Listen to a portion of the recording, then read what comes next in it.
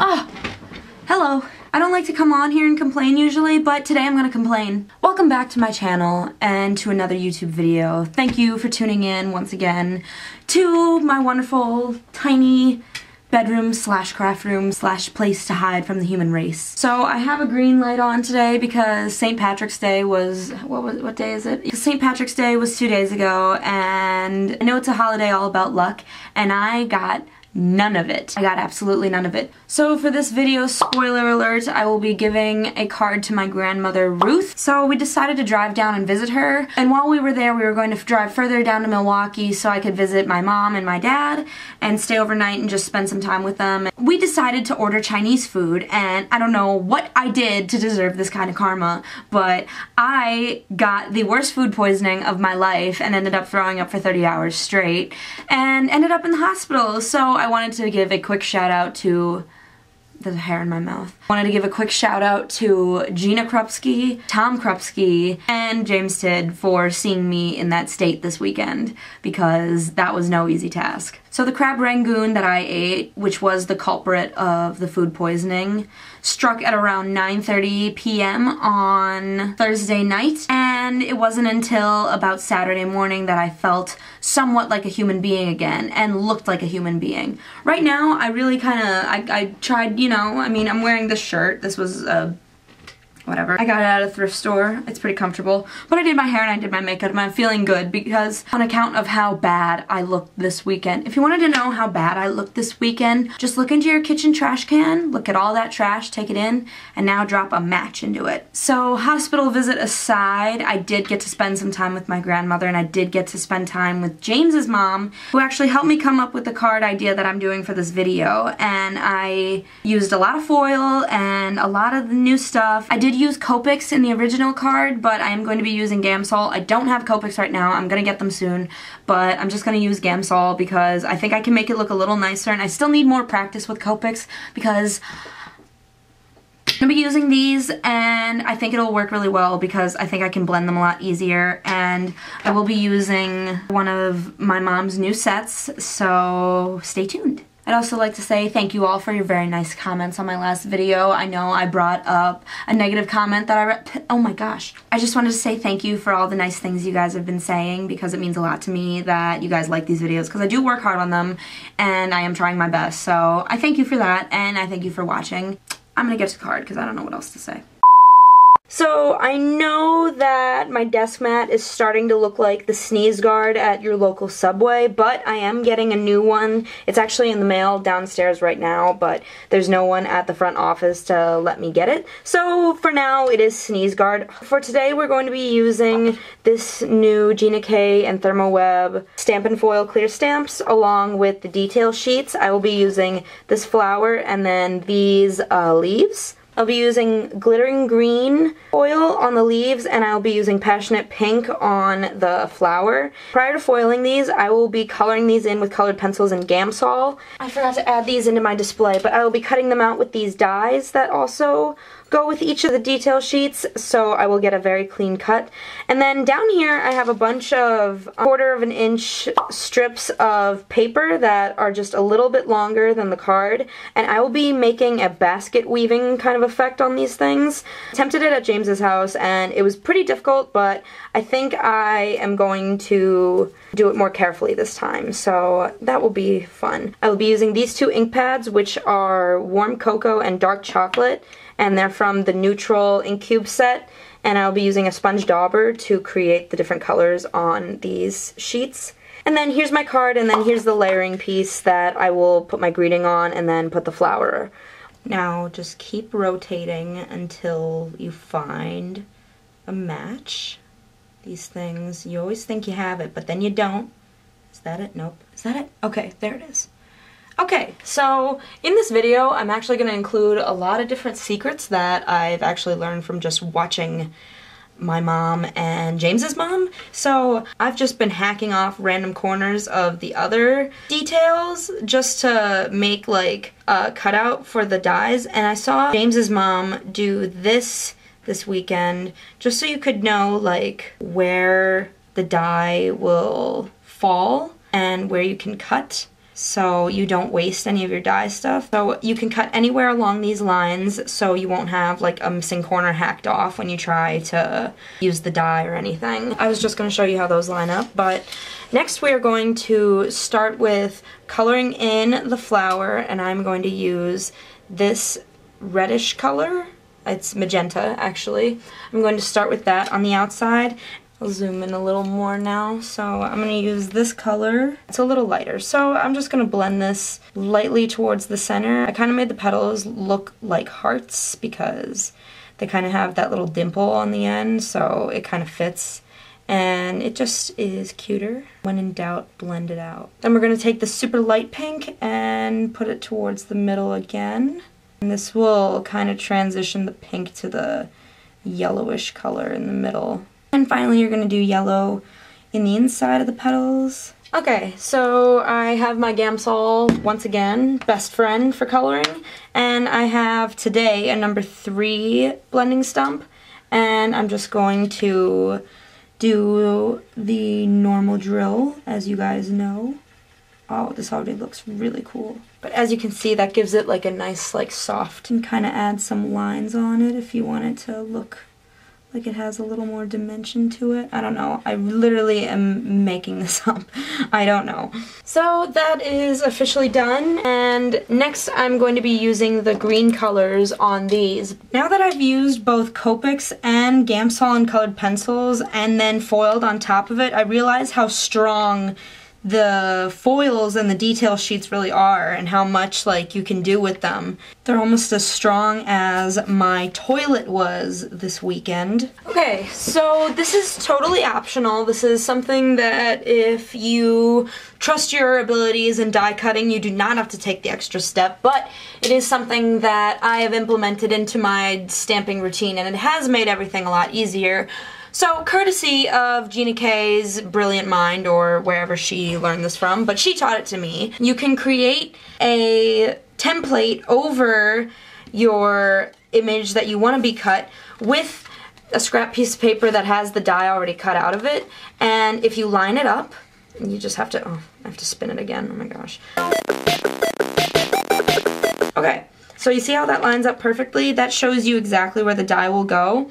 You can take a little bit of roller tape just on like an edge that you're going to cut off and place that right on top. So you have a perfect idea of where it's going to be. It creates a little divot in between the two pieces of paper, so you can just drop the die, you can just drop the die in there and it'll stay in place as you put it through, so you don't need to implement any slam techniques that may ruin your colored image. That's the only difficult part about coloring these images before foiling, is because it is definitely a risk, because they can be ruined and then you have to repeat all of your work that you just did. So I'm going to run these through my Big Shot, and then I will be back with the perfectly cut images. So here are the cut out images, and then I will be using a Passionate Pink foil sheet on that, and then I will be using the Glittering Green. Sorry, that was my mink interrupting me. And then I will be using the Glittering Green on these, and I will do that right now. And here is just what it looks like. Oh. These marks in here, I don't even know what these marks are from. These look like teeth marks. Oh. Okay, so this is the next step. This involves coloring in these thin strips. Now, I found the best method for doing this is to make them wider than the card and then stick them to a scrap piece of paper or just like a piece of white copy paper. I'm just using this to show the different colors and to just make it look nice. And just like lightly put them down. You don't have to really like force them down. And you kind of want to leave the edges a little up so you can pick them up again, but this is the easiest method for coloring them in very fast, I've found. Okay, so that's 5, and now we're going to do 5 down here, that are a different color, and I'm just gonna leave a couple extra just in case I screw everything up. So that's what this looks like so far, and now I'm going to take my dauber with the lighter ink, which is warm cocoa, and I'm going to do it on this part. So I'm probably not going to do, oh, I can't get this off. Oh, okay. I'm probably just going to do a light patting motion again because I don't, ooh. I'm just going to do like a light patting motion to really, because I want it to kind of look like wood so it can be a little distressed, you know? You can give it a little finish. Yeah, you can swipe it. It works. Swiping works. And now we're just going to do the same thing to the patch with the dark chocolate ink cube. Now just ink it up, and if it mixes a little bit with the other color, that's okay. That'll blend it a little more. Oh, and as you can see, I kind of bent that one. So just kind of hold them down. You want to avoid getting ink on your fingers. Inky fingers are something to be proud of. It's like eating a bag of Doritos and then not licking your finger until you finish the bag, so you have all the dust on you. Except you don't get to eat the ink that's left on your fingers. A badge of honor. It means that you made it to the end of a card or project or whatever you had to do with ink. Okay, and final step that we're gonna use the ink dauber for is on this card. I am just going to lightly brush it on the edge, like so, to give it like a little distressed washed effect, and just to give it a little more color. And as you can see, it looks like that the edges are burned like a love note in an early 2000s music video. And I'm just going to show you how that lines up and looks with this paper. It just adds a little more color to it, especially because I'm not adding a backing to the card, or a level, you could say. So now I'm going to assemble my basket part of this, but first I need to adhere to the card. Now I'm going to cover this up down here because I want it to look like a little basket. So what I'm going to do is I'm just going to put a little line of tape right here. Can you see that? Yeah. I'm just going to put a little bit of tape right here straight across, and I'm just going to start assembling the basket like so. Then I'm going to do a lighter color. If you add the extra fringe on the end, it makes it easier to cut off and just level out at the end. So I would recommend that because last time I didn't do that and I got a lot of fingerprints on the card. There's a hair. I need like a hair counter in every video I have because I find them all throughout the card making process. So next step is we're going to weave these colors through here. Now I have no method of doing this, so you just kind of gotta fight for it. Okay, that's what I'll do. What I'm gonna do is put some tape down on there. As I was finishing this, I just took a little bit of the Gina K Connect glue and I just put it underneath here and pressed it down so this part wouldn't come up anymore. And then I also pressed down these edges so it would really seal down. And I wasn't going for an entire weave look because that would have been very tedious and I don't have the patience. So inevitably I got a little bit of tape on the white part right here, and a couple of these little fringes kind of got a little messed up throughout my weaving journey, but I'm going to make a little handle up here and I'm going to cut it to about the size, maybe a little bit wider than where the inside between these parts of the, I don't know how to say it, you know what I mean. About this big. I'm also going to be using twine and making a little wraparound knotted like handle kind of thing, so I'll show you how I do that too. I don't know how they expect you to find the starting point of whatever this is. Is this it? Nope, that's just a piece of the twine. Yeah, I don't know where they expect you to locate it. Do I just need to start somewhere and hope for the best? Okay, so I have just made 4 double knots actually in this little piece of twine, and I'm going to be making the 5th one. And just make sure that they're evenly spaced apart. That's a good measurement for what you want this to look like. You Might have to adjust it a little bit. It might take a couple trials, but eventually you will get to the point where all the knots are evenly placed on the piece of cardstock. So I'm just going to cut the ends off so you cannot see them. I'm going to take my 3D foam square and I'm just going to cut it in half so it fits without showing anything on the back of this part. You're going to place that on top of the seam of the little rope end, or the twine end, just so it really doesn't come off. And then place the other side over here. That gives you a nice little like lifted effect on this card to make it what I think. I thought of it as like a little basket because you got the flower and stuff, so that's my effect that I'm going for.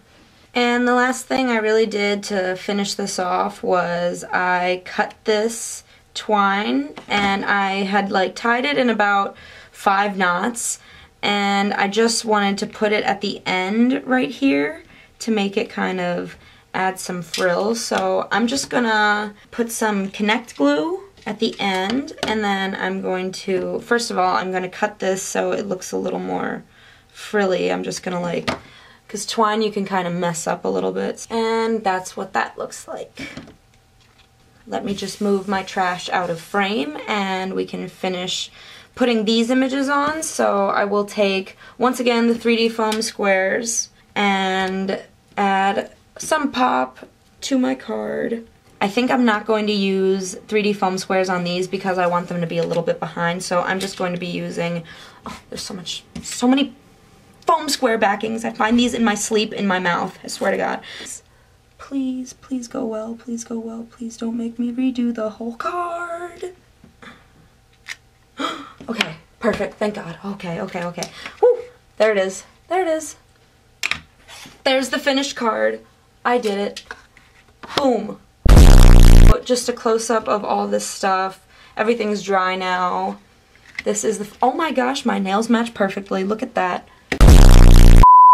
So that is the end of the tutorial. My hair has fallen because I got sweaty while making this. So all that's left to do is drive to Madison and give this to my grandmother. So here's what that looked like.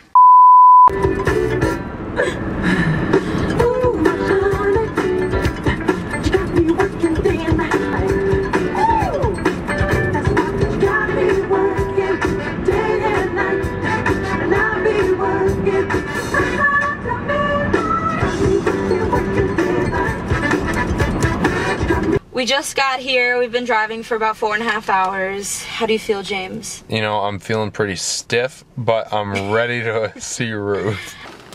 Come in. Come in. Hello? Oh my goodness! Oh! Hello? Oh my goodness! How are you? Oh, hi James. Hi, how are you? Look at this. Wait till I go in and sit down here. Gina said somebody was coming. It was us. It was, oh, how nice. And she said you were helping her tremendously. Oh yeah, I'm making her videos. Speaking of that, I have something to give to you. I have a gift for you. I have one more gift. What? Here. I made you this. You made this? Mm-hmm. No, wait, there's a... Oh, this is beautiful. There's a pop dot on the back. There you go. Oh, this is so beautiful. James, you had a lot to do with this. Much. This was the best present anybody could ever have. Oh, thank you. My goodness. So in my last couple videos, I know I included the winners of the challenges at the end of the video, and I know that is kind of confusing sometimes, so I'll just be reading the comments now. So the winners of last week's challenge, which of course was the 3 set of the stencil folders. Our first winner is from the YouTube account MH. She mentions that her favorite technique is white embossing with watercolor, and I have not tried that yet. I don't know any techniques except for ones that I learned when I was 2, so I am looking forward to using these techniques. So MH, you have won. Congratulations. Okay, the next winner is someone by the name Kelly LaFlash, and they're just saying about how they like to collect a bunch of stamps and stamp with all of them, and to that I say I agree. And the last winner of this week's challenge is Sharon Bouge. I hope I'm saying that right. I'm just using the meme that's douche.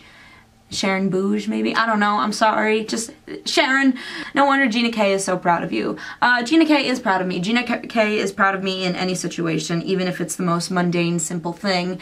I learned that this weekend when I was sitting over the toilet trying to throw up, and it took me a really long time, and when I finally did it, she was very proud of me. She was also very proud of me of not throwing up in the car and making it to the hospital in a timely and clean fashion. You will be sent your stencils promptly if you email that you want the Rina K giveaway to info@ginakdesigns.com. And yeah. Oh, I have to decide a winner for this week. I think my giveaway is going to be 3 $25 gift certificates to Gina K Designs. So if you want to be in the running to win that, do like what's the worst like sickness you've gotten, but I don't really want to hear about that because I've just experienced the worst sickness I've ever gotten. So what do you like to do when you're sick? That'll be my question. What do you like to do when you're sick? I like to lay on the tile that's cold and moan until everyone gets concerned and calls the paramedics. So that's the end of this video. Thank you guys for watching, and I hope to see you guys in the next one. This card was really fun to make, and I have a lot of exciting ones coming up because I just got a lot of new products, and I'm very excited to use them. So stay tuned next week for my next video, and thank you guys for watching. Bye!